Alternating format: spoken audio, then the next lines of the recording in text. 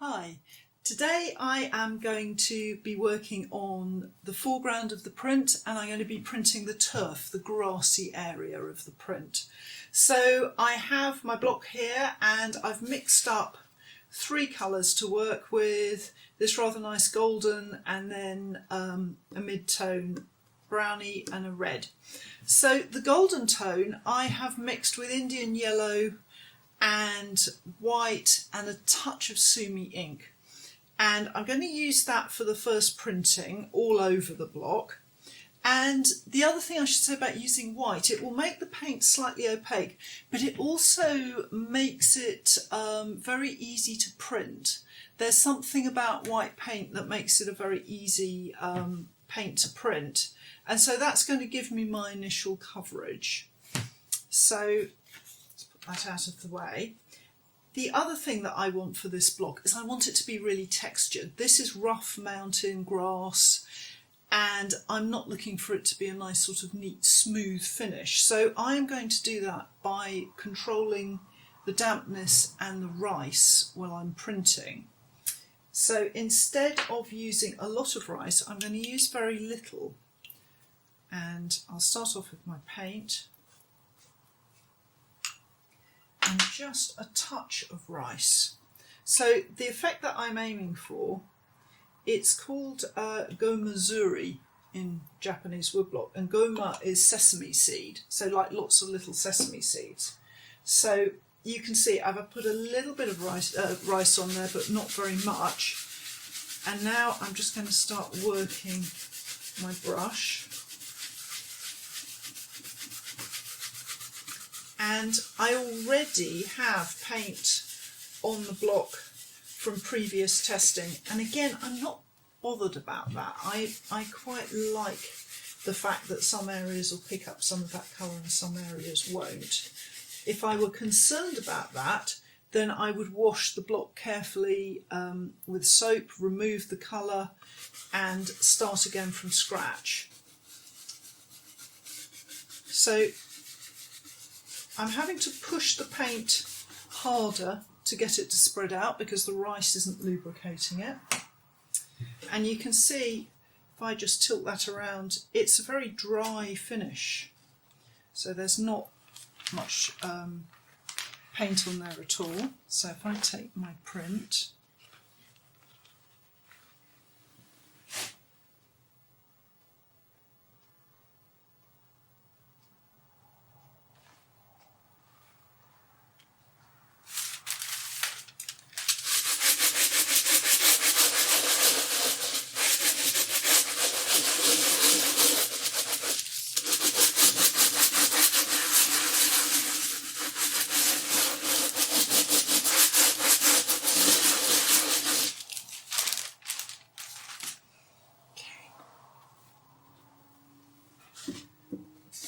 out of the way and show you. You can see very different feel to this grey in the background. So when I was printing the background blocks, if you watch those earlier films, the block would have been very damp, there would have been a lot of rice and a lot of working to get that nice and smooth. Here it's the reverse. I'm actually deliberately trying to get a texture going. So I'm going to put a bit more of that paint on and build up that texture a bit more.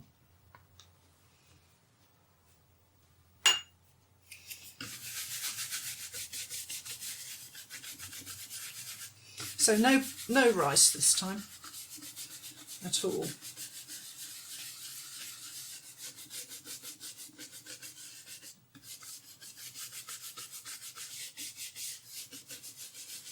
But it's important not to put too much paint on either. You absolutely do not want to flood the block and to put too much paint on, because the paint, if there's a lot of paint on, it will just sit on the surface. The rice won't help. There's no rice to sort of help you get a nice smooth finish. And it's quite easy to flood the print. So do be sure that the finish you've got looks virtually dry.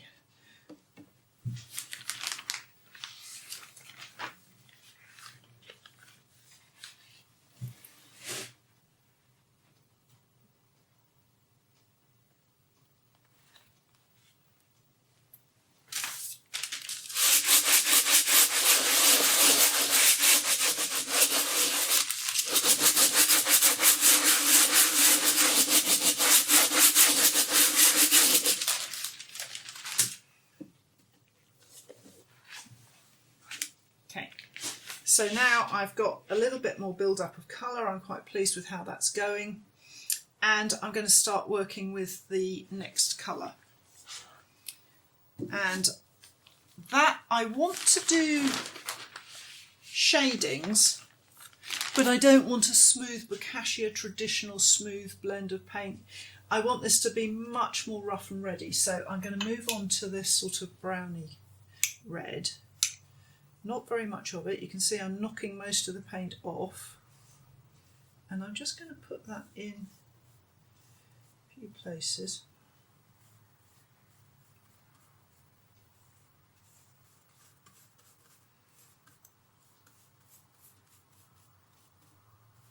Just thinking about the shape of the landscape and where I might like some of that red to go. And I'm going to come to a smaller brush and just work it in. And again, no rice, because I'm going really textural here.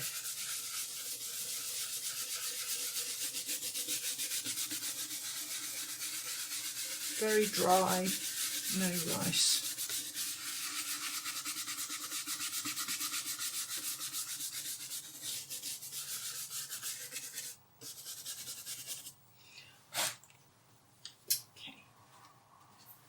But I'm checking just to see I haven't got any hard edges either, because the paint needs working in just as it would ordinarily. So just, you know, treat it carefully to get everything worked over before you start printing.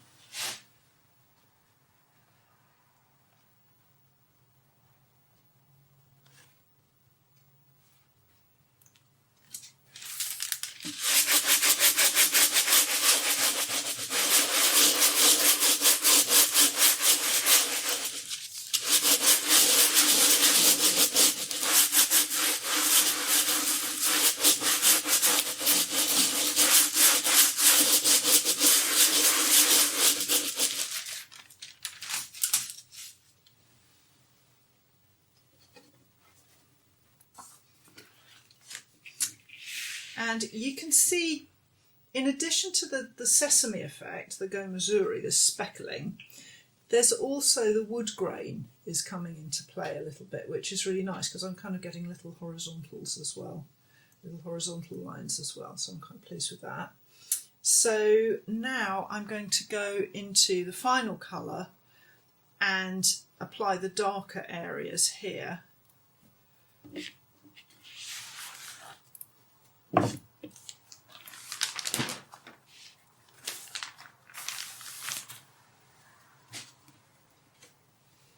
So this is the kind of darker red that I'm going to use now. And I'm just referring to the print itself. With something like this, if I was editioning, I would be doing each layer, all the prints, each layer of colour at a time. But I would be paying attention to the individual print, because when you're inking up like this and applying the paint, it's never going to be exactly the same for each print.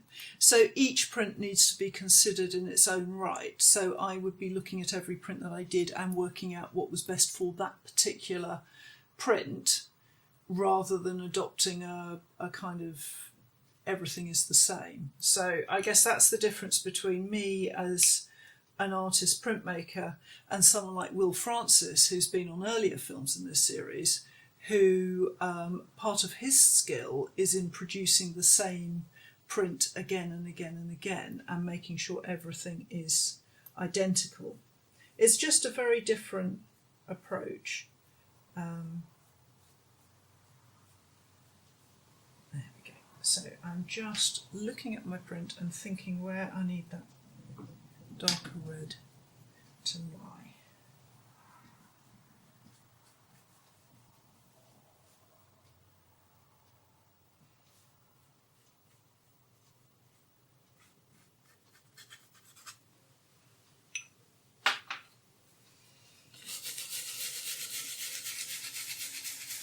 When I hold the brush, you'll notice that I hold it quite low down, the handle. And if you think of these more like massage brushes than paint brushes, especially if you are a painter. You know, when I teach painters, they always want to like paint with the brushes, and that's not their function. Their function is to massage the paint into the block. So I'm holding it low down and I'm being fairly firm with it, especially now because I'm using the paint with no rice, so it's not spreading easily, and I'm using the brush quite firmly to force that paint to spread out.